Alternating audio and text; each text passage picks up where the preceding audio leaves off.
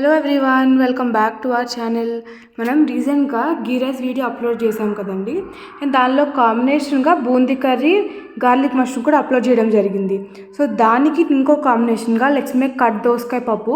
దీనికోసం ఒక ప్యాన్లో ఆయిల్, జీరా, ఆవాలు and green chillies and onions add చేసుకొని గోల్డెన్ బ్రౌన్ కలర్ వచ్చేదాకా వేయించుకున్న తర్వాత ఇందులోకి సన్నగా కట్ చేసుకొని పెట్టుకున్న దోసకాయ, ఆనియన్స్ యాడ్ చేసుకుంటున్నామండి.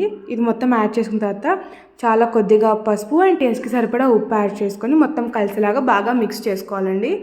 ఈ కర్రీ నార్మల్ రైస్లో కూడా బాగుంటుంది, లేదా రీసెంట్గా ప్రిపేర్ చేసుకున్న గీ రైస్లో కూడా చాలా బాగుంటుందండి. మూత పెట్టుకొని మనం ఇప్పుడు దీన్ని కొంచెం సేపు మగ్గనివ్వాలి. ఇది ఇలా మగ్గిన తర్వాత ఇందులో కొద్దిగా కారం యాడ్ చేసుకొని మొత్తం కలిసేలాగా బాగా మిక్స్ చేసుకోవాలి. ఇప్పుడు ఇందులో మనం ముందుగానే ఇక్కడ అర గ్లాస్ కందిపప్పు అండ్ పావు గ్లాస్ మసూర్ దాల్ యాడ్ చేసుకొని ముద్దపప్పులాగా ప్రిపేర్ చేసుకొని పెట్టుకున్నామండి. అలా ప్రిపేర్ చేసుకుని ఈ ముద్దపప్పుని ఇలా వేగిన ఈ దోసకాయలోకి యాడ్ చేసుకొని మొత్తం కలిసేలాగా బాగా మిక్స్ చేసుకున్న తర్వాత ఇప్పుడు ఇందులోకి కొద్దిగా అమౌంట్ ఆఫ్ వాటర్ అయితే యాడ్ చేసుకుంటున్నాం. అది కూడా మిగిలిన పప్పుని క్లీన్ చేస్తాం చూడండి, అలా వాటర్ యాడ్ చేసుకొని మొత్తం కలిసేలాగా బాగా మిక్స్ చేసుకున్న తర్వాత ఇందులోకి టామరిన్ పేస్ట్ యాడ్ చేసుకుంటున్నాం పులుపు కోసం.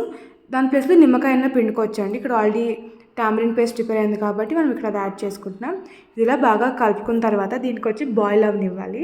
ఇది ఇలా ఉడుకుతూ ఉండే లోపల మనం ఒక గిన్నెలో కొంచెం నెయ్యి యాడ్ చేసుకొని ఎల్లుల్లిపాయలు అండ్ కరివేపాకు యాడ్ చేసుకొని తాలింపు ప్రిపేర్ చేసుకుంటున్నామండి.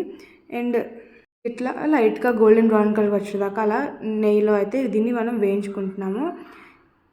ఇది పక్క బాయిల్ అయ్యే లోపల తాలింపు కూడా ప్రిపేర్ అయిపోతుంది. ఇప్పుడు ఇందులోకి మనం కొరియాండర్ గార్నిష్ చేసుకుందాం. ఇది బాయిల్ అవుతూ ఉంటుంది కదా ఈ పప్పు.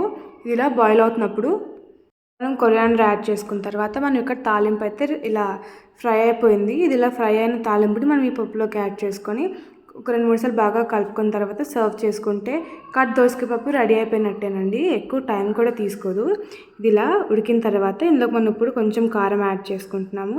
తాలింపులోకి అలా కారం యాడ్ చేసుకొని లైట్గా వేయించుకొని పప్పులోకి యాడ్ చేసుకుంటున్నామండి డైరెక్ట్గా. ఇలా వేగిన తర్వాత 2-3 సార్లు బాగా కలుపుకొని సర్వ్ చేసేసుకుంటే యమ్మీ అండ్ టేస్టీ పప్పు రెడీ అయిపోయింది. Do try this recipe. If you find it useful and informative, please do like, share, comment and don't forget to subscribe. Have a great time. Bye-bye.